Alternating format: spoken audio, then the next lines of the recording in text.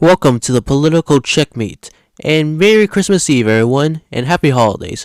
And today, I'm going to checkmate Robert Reich's video, Your Guide to Dealing with Uncle Bob. So here we go.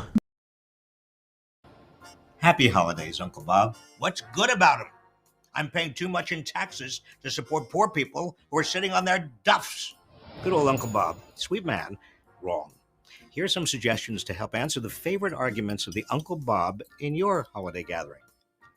Actually, Uncle Bob, the top tax rate, which I assume you're paying, is just a little more than half what it was for 4 decades before 1981. And only a tiny percent of your taxes go to the poor. By the way, the poor are working harder than ever, often 60 or 70 hours a week in more than one job. But they aren't paying any income taxes. You see, he just wants to talk about income taxes. That's a trick. What you need to do is talk about the total tax burden. Actually, Uncle Bob, they're paying a higher share of their incomes than you are for Social Security, state sales taxes, property taxes, user fees, and tolls. Add all these up, and the entire bottom half of Americans is probably paying a higher tax rate than you pay. But if the government taxes people like me... First off, the effective top tax rate is a roughly 5% difference between 1950s and today. And second, you should still be mad you are paying money towards taxes because taxation is theft, because taxes are not voluntary and instead used by force.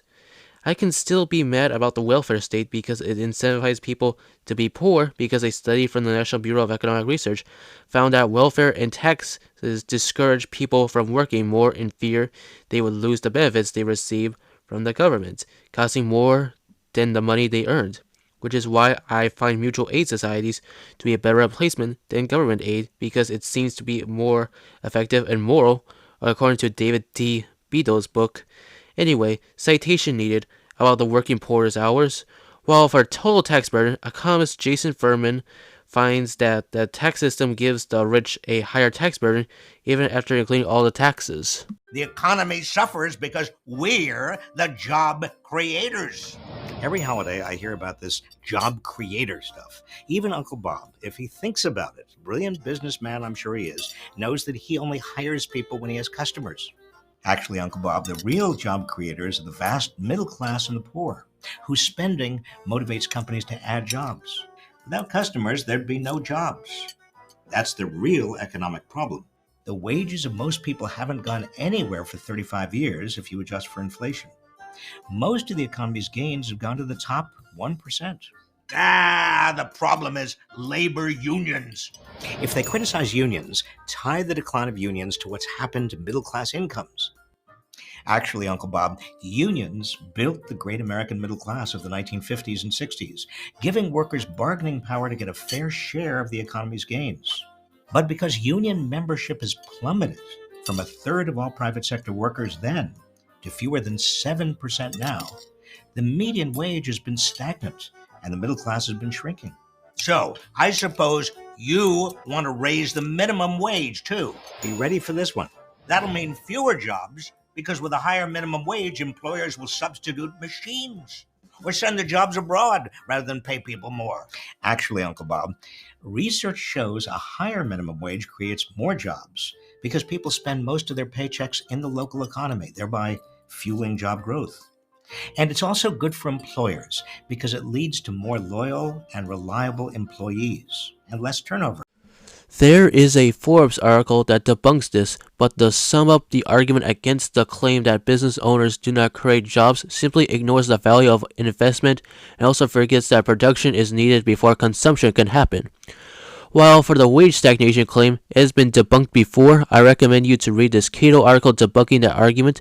And also, if you look at real median household income, you would see a lot of growth in wages.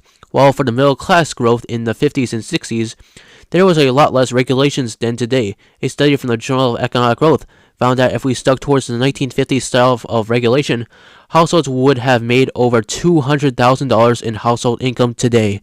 While the middle class decline today is because people are moving towards the upper middle class, so that is good. While for unions' effects on wages, this study looks at firms before and after unionization and found no statistical impact on wages.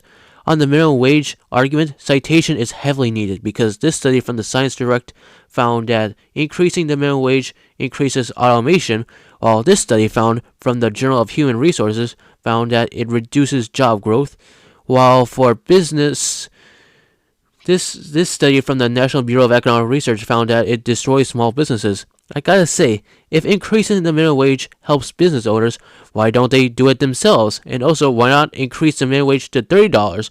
Why not $50? Why not $100? Since it apparently helps businesses. This is the end of the video. Thank you for watching, and please donate to my Patreon so I can make more videos and have your video requests checkmated. And thanks for watching, and have a nice day.